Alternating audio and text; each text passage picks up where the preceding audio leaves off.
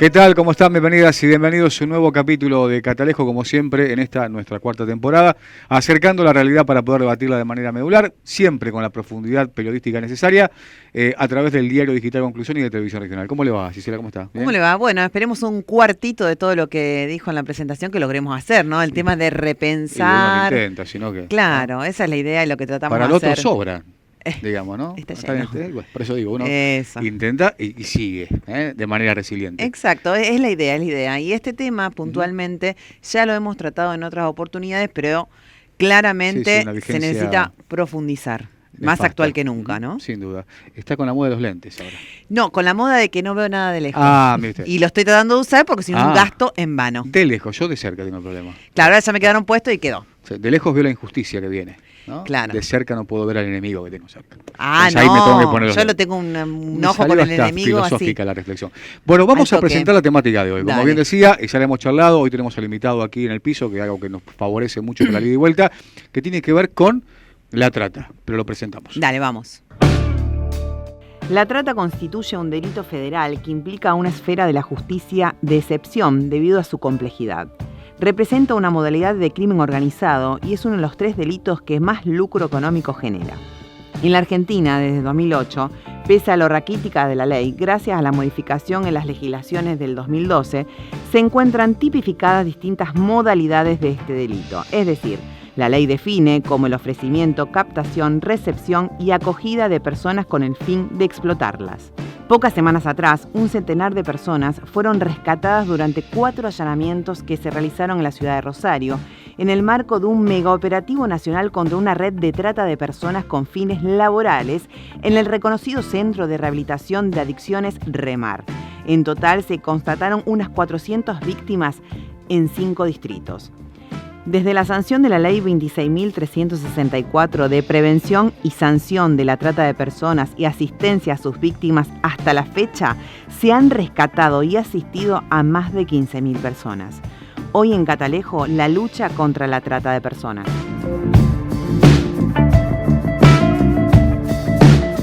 Bueno, tiene que ver con la trata, con esto que por ahí suena mucho, pero no se sabe mucho lo cuánto se investiga, lo cuánto no se accede a esos lugares para tratar de terminar en lo particular con uno de los delitos más aberrantes, no más deshumanizantes que pueden existir. Y ¿no? Profundizar, yo creo, las modalidades, ¿no? Porque siempre uno dice, trata de personas ligados a la prostitución, demás. No, estamos hablando de diferentes las tipos. organizaciones criminales van mutando, ¿no? Y claramente la cooptación, y a medida de que el mundo avanza en este posmodernismo, también me imagino que va por ese lado. Por eso le hemos citado al querido Nico del Mastro, que hoy nos visita. La última vez que charlamos fue vía Zoom, debido al tema pandémico, delegado del Comité contra la Trata. Es mucho más extensa la presentación que va a aparecer en el graph, pero de esa manera lo presentamos, saludamos y le damos la bienvenida a Nico. Bienvenido, Nicolás, ¿cómo estás? Muy bien, ¿cómo les va? Un gusto, gracias por la invitación. Bueno, Nico, menudo trabajo esto, ¿no? De pertenecer, de formar parte, digamos, de un comité que lucha contra la trata, esto que viene de hace mucho tiempo, en una zona portuaria como la nuestra, digamos,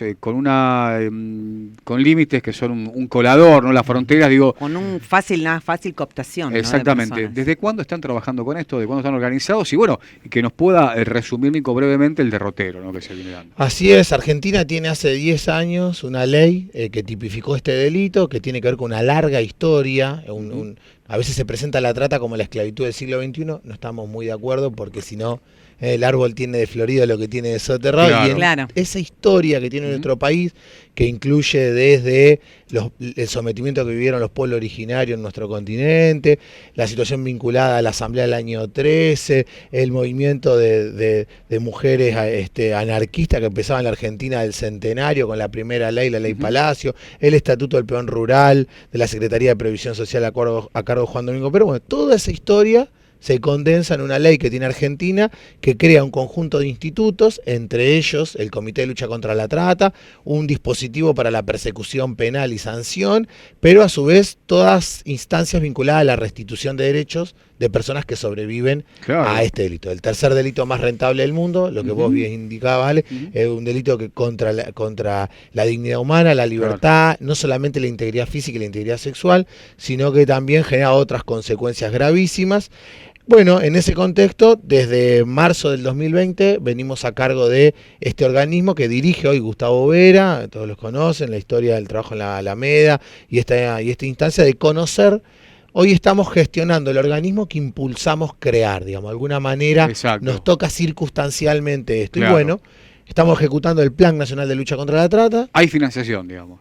Sí, el Estado da una respuesta. Porque siempre es otra lucha a la par eso, ¿no? Sí. Se crea un organismo, ¿cómo se financian? Sí, en realidad lo que encontramos era una planificación que encontramos de la gestión anterior que requería una profundización. Sí, claro. Claro. Una modalidad de trabajo sobre todo federal, un trabajo territorial. Claro. A veces tenemos esta costumbre en nuestro país que se concentra todo en Buenos Aires. No creemos que deba ser así. Ese plan lo que estableció es una modalidad de trabajo con delegados y delegadas en las regiones de nuestro país, en nuestras provincias, viviendo acá, siendo acá y trabajando con las provincias, los municipios, pero fundamentalmente con las instituciones.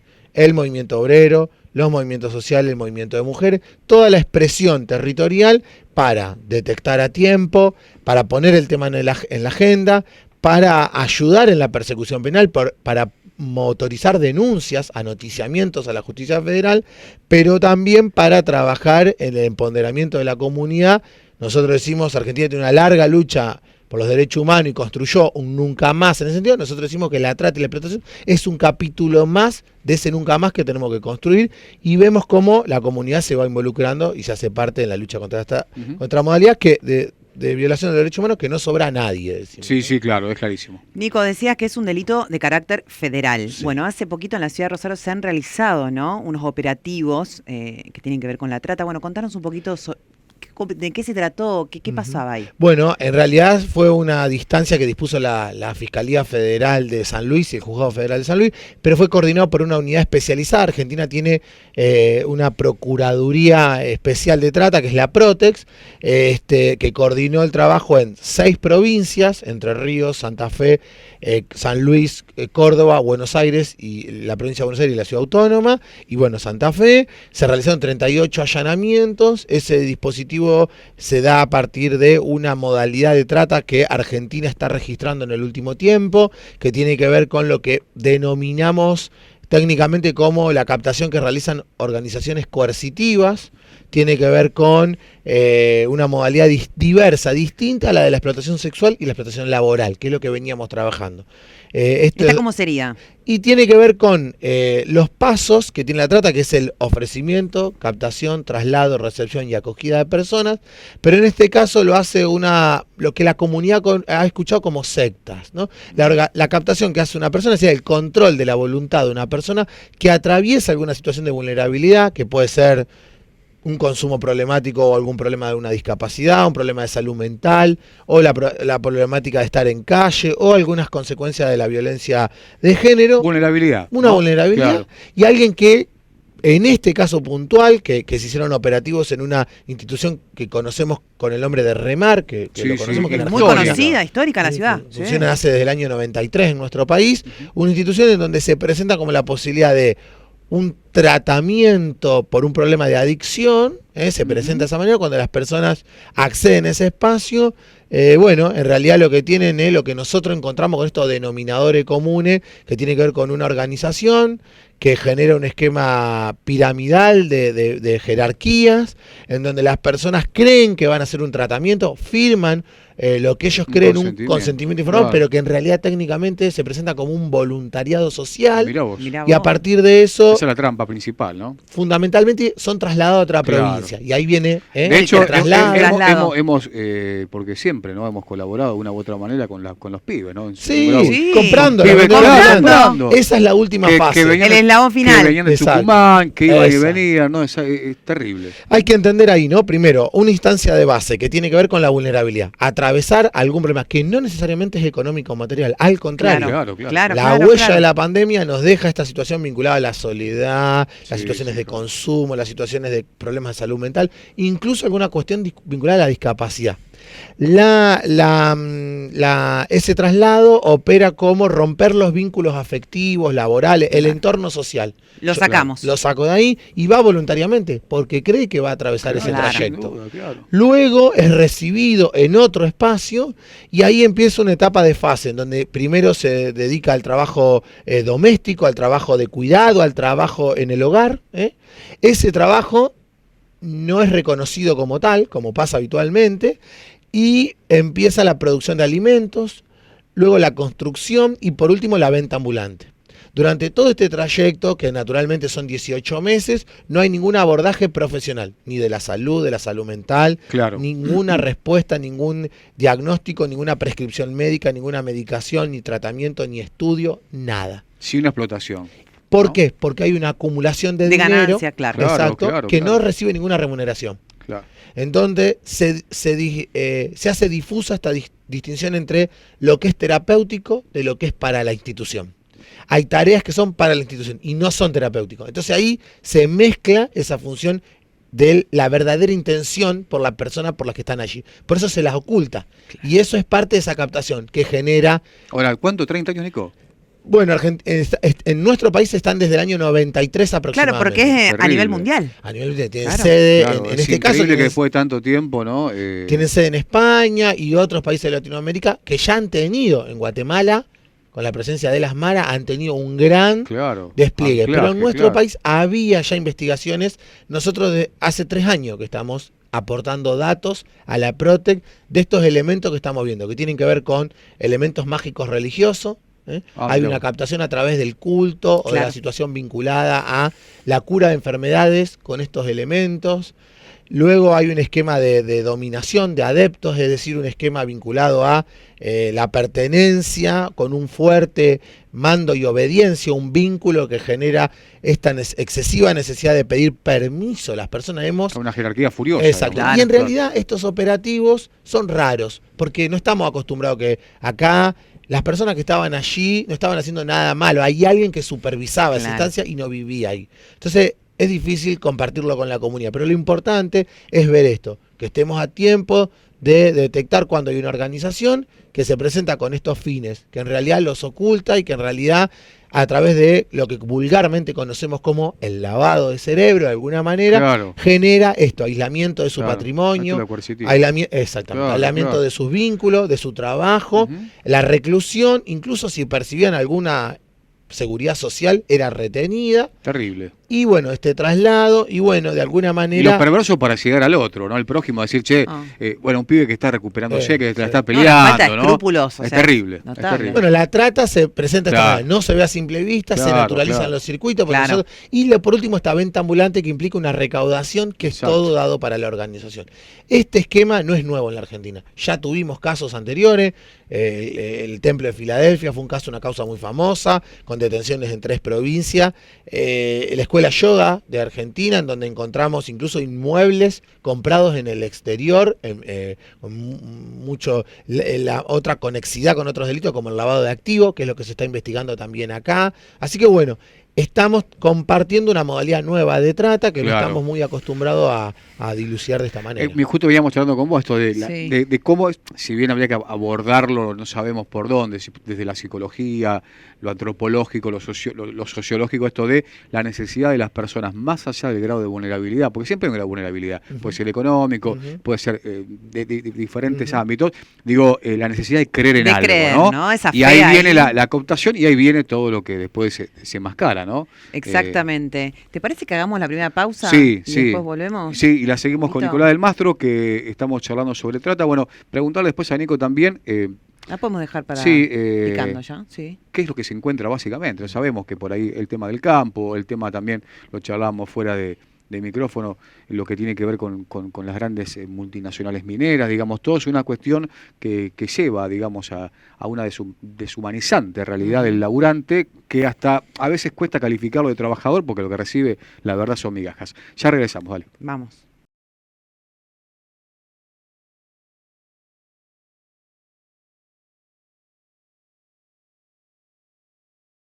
Estamos de regreso en Cataresco charlando con Nicolás del Mastro, delegado del Comité contra la Trata de la República Argentina. Bueno, muchos temas. Dejábamos esa picando, ¿no? Porque siempre por ahí uno entiende, cuando por ahí se hace, digamos, mediática la cuestión, gente resumida, ¿no?, a la servidumbre en los campos, en grandes latifundios, el trabajador golondrina, ¿no?, que siempre es cooptado y utilizado, claro. y la devolución que hay es, la verdad que es terrible, digo. Bueno, hace poquito teníamos, ¿no?, uno de los delanteros de la selección. Solo de mentirlo, el poder de ciertos personajes con mucho dinero, por ahí para desmentir, encuentra rápido anclaje, ¿no? Y en los es medios. como que es una puntita del iceberg, ¿no? Porque se ve una cosita y después una red gigante que tiene, uno no sabe dónde termina. Exacto. Sí, efectivamente, una de las grandes modalidades de la trata y de la explotación de personas se da en el mundo del trabajo.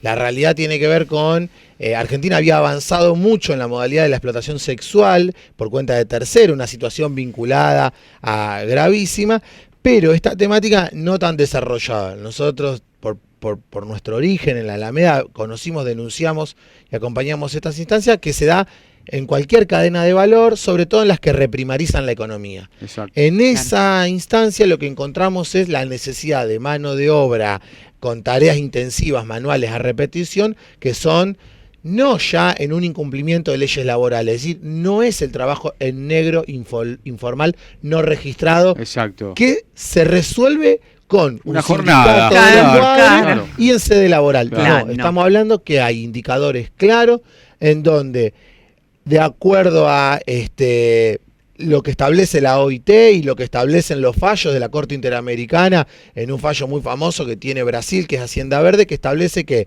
hay 3 variables del contrato o del vínculo laboral que debemos observar, que tienen que ver con la jornada laboral, que no es adrede la intención de la lucha histórica de las 8 horas de trabajo, tiene que ver con tener horas para descansar y tiene que ver con aquella modalidad de trabajo de sol a sol. Que hemos escuchado, que era histórico, y de ahí viene el 1 de mayo, ¿no? La lucha de los mártires de Chicago el 1 de mayo. Bueno, tiene que ver con eso y tiene que ver con un corte en la semana, con jornadas laborales que no vayan de lunes a lunes. ¿Por qué históricamente defendemos? Bueno, hemos defendido el descanso dominical, defendido el franco, el feriado. Acá encontramos jornadas laborales que son 14, 16 horas y no hay corte. Terrible. Otro indicador tiene que ver con la remuneración.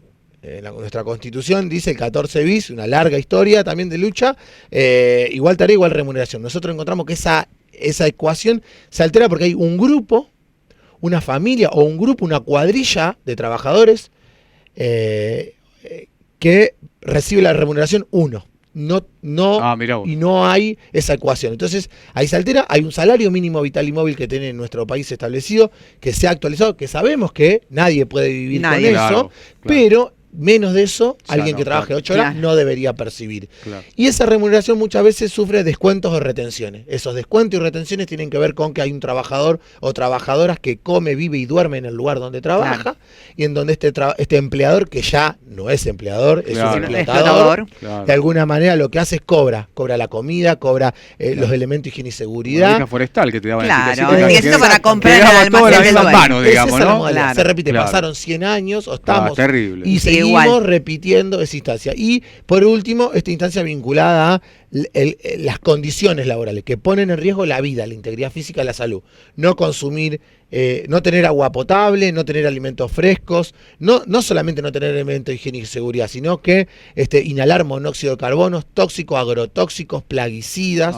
Todo eso hace un conjunto de cosas, claro. Donde también muchas, en esos casos, ¿no?, mujeres y varones que están con sus hijos y sus hijas respectivamente, ¿no? Mujeres que son doblemente explotadas, porque no solamente acceden o deben transitar la explotación laboral, sino que la explotación sexual en ese contexto implica una hipervulnerabilidad de personas que están lejos de su lugar de residencia o de vida, tienen que emigrar, esto que decía Alejandro, que tiene que ver con la modalidad del trabajador temporario discontinuo, que va de provincia a provincia, que, bueno, esto lo que requiere es primero un Estado que tenga el Ministerio de Trabajo, que había sido reducido, que había quitado esta fiscalización que tiene que ver con ir al lugar y escuchar cómo es un día de la vida de ese trabajador o trabajadora. Esto en el contexto de los 4 años de macrismo, digamos. Y ¿no? nosotros encontramos eso. Hay que ponerle nombre y apellido, porque si no, como que queda Nosotros la nada, encontramos ¿no? Claro. eso y empezamos a trabajar con los ministerios de trabajo de las provincias, con las agencias territoriales del Ministerio de Trabajo, que integra el comité del Ministerio de Trabajo, y en el mundo rural hacer una aclaración, ¿no? Nuestro país había tenido lo que fue, después del conflicto con el campo, la ley que el Renatea, claro. Una institución clave, un registro en la órbita del Estado. La Corte Suprema, esta Corte Suprema, en el 2015, 3 días después del balotaje, declaró inconstitucional 3 artículos de esa ley y le entregó a el bloque patronal el registro. Ese Renatre, obviamente durante 4 años, privatizó, terciarizó la fiscalización. El privado no se controla al privado, claro, por lo tanto, desfinanció el aporte de seguridad social en esa actividad. Y formalmente Argentina registraba... También lo hizo con el SENASA, con tantas cuestiones. Bueno, 250.000 trabajadores en el mundo de la ruralidad. Claro. Claramente no era así. Claro. En el COVID esto quedó a las claras. Las personas no se empezaban a llamar al comité porque pusimos en funcionamiento una línea de WhatsApp. Claro. Los sectores populares con los que trabajamos, se corta la línea telefónica y el plan continúa la aplicación del WhatsApp. Eso nos permitió que nos envíen geolocalizaciones porque no sabían dónde estaban. Y ahí empezamos. Más de 3.200 personas fueron rescatadas en el contexto del COVID. El 60% fueron por denuncias que recibimos y que se realizaron esas fiscalizaciones, se constataron esos casos, se judicializaron y pudieron volver a su provincia de origen, ¿no? Entonces, de alguna manera, tiene que ver con entender que Argentina tiene, y esto no hay que estigmatizar ninguna provincia, ninguna región, todas las cadenas de valor atraviesan cualquier eslabón, tiene el fruto del trabajo esclavo. Lo que nos ponemos, lo que consumimos, lo que tenemos arriba de la mesa, puede venir fruto del trabajo esclavo. Siguiendo con tu lógica, digo, con el delito federal en sí. ¿Quiénes cumplen realmente la condena de este grave delito? Digo, porque si uno habla con las personas que están privadas de la libertad, la privación ilegítima de la libertad, aquellas personas, por ejemplo, que roban, que están en un hurto, es una de las penas máximas dentro del servicio penitenciario, digamos. Ahora, estas personas, ¿cumplen? Bueno, ahí va. Argentina tiene aproximadamente 300 sentencias en este delito y podríamos decir que hay más de 500 personas detenidas, perejiles, vamos a decir, los inmediatos responsables. Y acá, para eso, ¿qué hicimos desde el comité? Incluir en todo capataz, empiezan a caer por ese lado, el cuadrillero, la figura del cuadrillero. El que va... Y hay que ir para arriba en la ruta del dinero. Y esa instancia se hace incluyendo en los procesos penales y de investigación a la FIP y a la UIF. Y hacer un entrecruzamiento de datos y poder generar matrices de riesgo que nos permiten no solamente trabajar en el anoticiamiento, sino también en la estructura económica y trabajar en la incautación de esos bienes para la administración de quienes continúan en esa tarea y en ese trabajo, porque acá hay trabajadores y trabajadoras que saben del oficio, pero que no pueden acceder fundamentalmente a la tierra, claramente, y que de alguna manera... Otra ley que no reglamentó el gobierno anterior y la pisó en materia de agricultura, agroagricultura familiar, y en ese contexto trabajar fuertemente en la ejecución de esos bienes. Hemos puesto en funcionamiento un fondo fiduciario de reparación económica. ¿Qué quiere decir? Que no solamente este delito contempla la sanción de la pena de la reclusión y la prisión, sino que la reparación económica de las víctimas. Es romper con la cadena económica, y esto es lo que más, para decirlo vulgarmente, duele en estas estructuras. Es ahí, es sacarle el agua al pescado. Nosotros lo que decimos hoy, de alguna manera, hay que ir con la incautación, decomiso, administración, pero sino también la liquidación de esos bienes, que se está haciendo a través de la AVE, la Agencia de Bienes Inmuebles del Estado, en donde permanentemente se van reportando esos casos. ¿Y cuál es el problema que tenemos? El tiempo de la justicia, ¿no? El tiempo de la justicia. Las víctimas muchas veces se mueren esperando la reparación económica. Tenemos que salir a buscarlas en donde están. El Estado estaba como el perro que se mordía la cola. Las volvíamos a encontrar en otros lugares explotados. Entonces, no solamente pensar en esa reparación económica, sino que pensar en la restitución de derechos. Y para ello, el trabajo. El trabajo que dignifica el único elemento, la autonomía económica para las compañeras, que es el principal problema o el fondo de la cuestión, y ahí trabajar en Programas de reparación económica, de restitución laboral. Estamos trabajando con el Ministerio de Trabajo de la Nación, un programa nuevo focalizado. En el mientras tanto, un programa de seguridad social que se ejecuta a través de fondos del ANSES que permite recibir ingresos. La posibilidad del acompañamiento en materia de salud mental, porque claramente la reducción de la servidumbre y la explotación laboral no es personas encadenadas, la trata opera en otro lugar, siempre decimos que implica la negación de todo proyecto de vida, y ahí trabajar en el acceso a la vivienda. Esta semana se entregaron viviendas en Catamarca para víctimas de trata, ya lo hizo Formosa, lo hizo Santiago del Estero. Estamos trabajando en el norte de nuestro país, que empieza a dar respuestas en infraestructura para la inclusión y la integración de personas que permitan, si hay que viajar, migrar de provincias para esas economías regionales que son la clave de nuestro país, porque es fundamental, sean en condiciones dignas y puedan retornar en arraigo a su comunidad de origen. Así que bueno, una respuesta integral que tiene que dar el Estado. No vamos a llegar a tiempo, pero hablando de economías regionales, que el tema de Jujuy, ¿no? Donde van a destrozarse con el tema del ingreso de multinacionales por el litio. Para cerrar, conocí un caso de una familia que estuvo reducida a la servidumbre, que se le quedaron con sus pequeñas hectáreas, con estas trampas que suelen hacerse en los grandes latifundios, y terminaron trabajando en un campo de frutillas, primero con la complejidad de utilizar más de 40 químicos, y después, bueno, en la reducción a la servidumbre absoluta. Nico, ¿te queda algo más como para cerrar? Sí, recordar que Argentina tiene una línea gratuita, anónima y nacional de denuncia, que es el 145.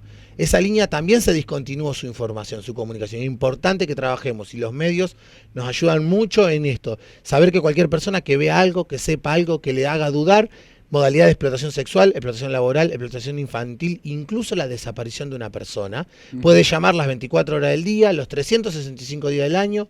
Digo lo que veo, lo que sé, no me van a pedir mis datos, es anónima la denuncia. Lo puedo dar y esa llamada es grabada y es enviada directamente, porque la línea la coadministra el Poder Ejecutivo de la Nación a través del Ministerio de Justicia y la PROTEC, la Procuraduría Antitrata. La Justicia Federal abre una etapa de investigación preliminar y la Fiscalía Federal interviene rápidamente con las fuerzas federales que no son del lugar, que naturalizan estos circuitos. El 145, el 145, el 145 se puede llamar, es una llamada anónima y ya nos permitió rescatar más de 19.000 personas. Clarísimo, Nicolás, vamos a seguir. Me parece un tema apasionante que debería tener mucho más anclaje en los distintos medios, ¿no? Porque me parece que es algo que está bueno marcar. Primero, la problemática que nos atraviesa y después las herramientas que tiene el Estado como para poder tratar de desarticular esta trama tan perversa. Exactamente. Gracias, Nico, y que la red vaya hacia arriba, ¿no? Sí, es lo que decíamos todos, ¿no? Es lo que decíamos no el eslabón más Ahí ligado. Me parece que vamos a estar cerca de construir otro tipo de sociedad. Exactamente. Nicolás del Mastro estuvo con nosotros. Fabián Arias, Hernán Cabrera, Sofía King, Ale Bofelli en Televisión Regional y toda la gente de TVR. Bueno, nos reencontramos la semana que viene con esta agenda que tanto nos apasiona. Exactamente. Por más Catalejo. Chao, gracias. Chau, chau.